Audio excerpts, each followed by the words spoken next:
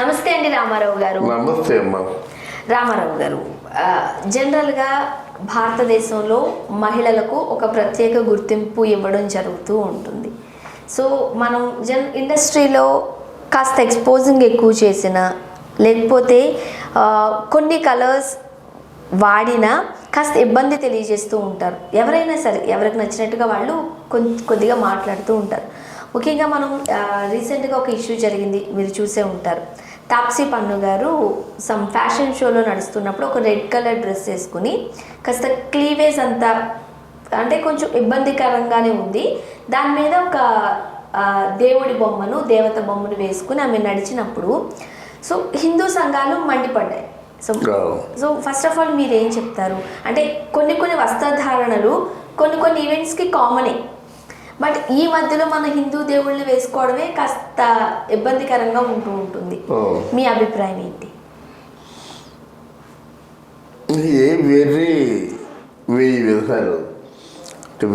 వెయ్యి విధాలని ఒక సామెత ఉంది. అందులో ఒక విధం ఇది. ఎందుకంటే హిందూయిజం అని తెలిసినట్టయితే ఎలా చేయరమ్మా.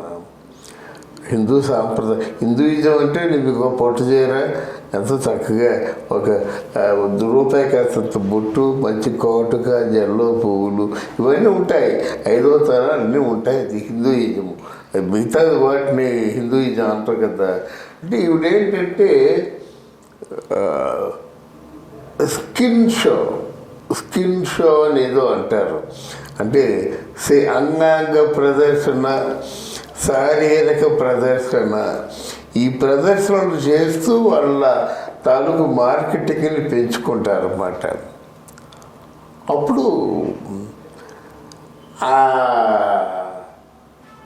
అంటే ఆ అంగాంగ ప్రదర్శనకి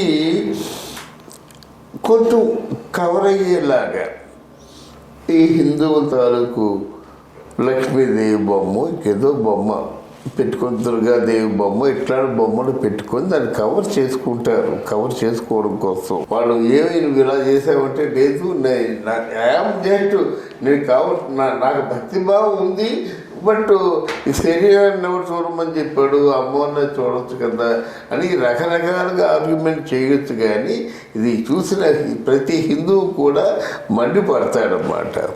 నువ్వు నీ ఒంటి మీద వేసుకున్నటువంటి హిందువుల బొమ్మకి చీరలు లేవా? అంటే ఆవిడ ఇలాగే ఉందా? నాకు అర్ధనగ్నంగా ఉందా?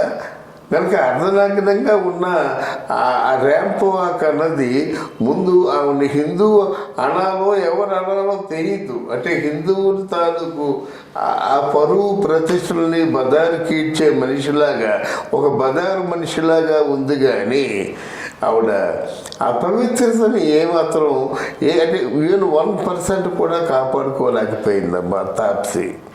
అంటే కేవలం ఆ స్కిన్ షో చేసి ఆవిడ చాలా విలువలు ఇంకో విధంగా పెంచుకుంది. కానీ బట్ వాట్ ఈజ్ హిందూయిజం, అంటే ఎక్సలెన్స్ ఆఫ్ హిందూయిజం మాత్రం కాపాడుకోలేకపోయింది. ముఖ్యంగా ట్రెడిషనల్ జ్యువెలరీ లేకపోతే టెంపుల్ జ్యువెలరీ అనేది ఒక సాంప్రదాయ వస్త్రధారణలో వాడుతూ ఉంటారు, రైట్? బట్ ఇక్కడ తాప్సీ గారు వేసుకున్నది చాలా మోడర్న్ వేర్, అది వెస్ట్రన్ వేర్ అని అనుకోవచ్చు.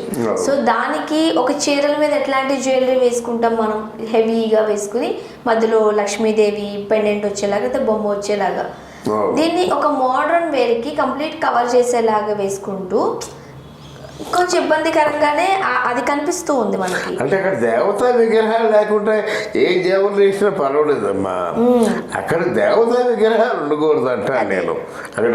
అంతేగాని అక్కడ లక్ష్మీదేవి విగ్రహం పెట్టుకున్నట్టు is she Lakshmi why she standing on that అంటే ఏం చెప్తాను? ఈసీ లక్ష్మి అంటే ఎస్ అంటావు, why she standing on your chest అంటే ఏం చెప్తుంది ఆవిడ? సిగ్గుపడిపోతూ ఎవరితో పాటు హిందువులందరూ సిగ్గుపడిపోరు? హిందువులందరూ ఒకసారి తలదించుకోరు? ఆ తలదించుకునే పని నువ్వు ఎందుకు చేయాలి? ఇలాగ అడిగితే తప్ప హిందువులు అడగొద్దు అలాగా? అంటే నీకు కావాల్సిన డబ్బే ప్రధానమా? అంటే నీ తాలూకు మతం నీకు అవసరం లేదా? చాలా దారుణంగా ఉంటాయి. ఇట్లాంటి వాళ్ళు శిక్షలు వేయరు, పనికి మాలిన వాళ్ళకి శిక్షలు వేస్తారు. కానీ ఇట్లాంటి వాళ్ళకి ఖచ్చితంగా ఇదేంటిది కంప్లీట్ హిందూజాన్ని నాశనం చేస్తున్నావు. మరి వీళ్ళేమో ఏదో అనుకుని కాషాయ రంగం జెండా వేసుకొని భారతదేశం అంతా తిరుగుతుంటారు. ఇది కనబడలేదు, కనబడితే దానికి శిక్ష లేదా? శిక్ష వేయరా? ఏం చేస్తుంది? అది బాధగా ఉంటుంది. ముఖ్యంగా సంస్కృతి సాంప్రదాయాలను కొన్ని సందర్భాలలో సెలబ్రిటీస్ చూపిస్తూ ఉంటారు. ఇదిగో ఇది మా దేశం యొక్క గొప్పతనం, లేకపోతే మా దేశం యొక్క వస్త్రధారణ, మా దేశం యొక్క డిజైన్డ్ జ్యువెలరీ, టెంపుల్ జ్యువెలరీ అంటూ సాంప్రదాయబద్ధంగా చూపిస్తూ ఉంటారు. బట్ ఇలాంటి సందర్భాలలో హిందూ దేవుళ్లను లేకపోతే దేవతామూర్తులను ధరించడం వల్ల వాళ్ళను అవమానించినట్లే అని కొందరి అభిప్రాయం. మీ అభిప్రాయం ఏంటి? ఏంటమ్మా అవమానించినట్టు? కొంతమంది ఆ మధ్యకాలంలో ఒకటి చూశాను నేను. మామూలు యోగా ఉంటుంది కదా, నగ్నంగా ఉన్న వ్యక్తి యోగా చేస్తూ ఎక్కడ ఒక అసభ్యంగా కనిపించకూడదు, నగ్నంగా ఉన్న వ్యక్తి, ఒంటి మీద పీలిక కూడా లేదు, అదే జ్యువెలరీతో ఉన్నటువంటి మామూలుగా ముందుమాట యోగా చేస్తూ మనకి పవిత్రమైన భావన ఏర్పాటవుతుందన్నమాట. ఇలా పద్మాసనం వేసుకుందో ఏమైందో, కాళ్ళు మూసుకుంది, చేతులు మూసుకుంది, అలాగే పెట్టుకుంటే అక్కడ దేవుడి తాలూకు డాలర్ ఉంది. అట్లాంటి వాటికి చూసి మనం దండం పెడతాం. ఆ యోగాసనం ఎలా చేసిందో, ఆ చేతులు ఎలా మనసు పెట్టిందో, దాని మీద డాలర్ ఎలా ఉందో చూడండి. ఎంతమంది కనిపించిందా? ఏమి కనిపించదు. అది కూడా ప్రదర్శనే కదా. మాది అది ఎక్కువ మందిని ఆకర్షించింది కదా, ఎక్కువ డాలర్లు సంపాదించింది కదా ఫోటో. అంటే ఇది కేవలం పర్వర్షన్ అన్నమాట, పర్వర్షన్. అలా మామూలుగా ర్యాప్ చేస్తున్నట్టు ఇదేంటిది దరిద్రం. అంగాంగ ప్రదర్శన ఉన్నది అది మంచిది కాదమ్మా.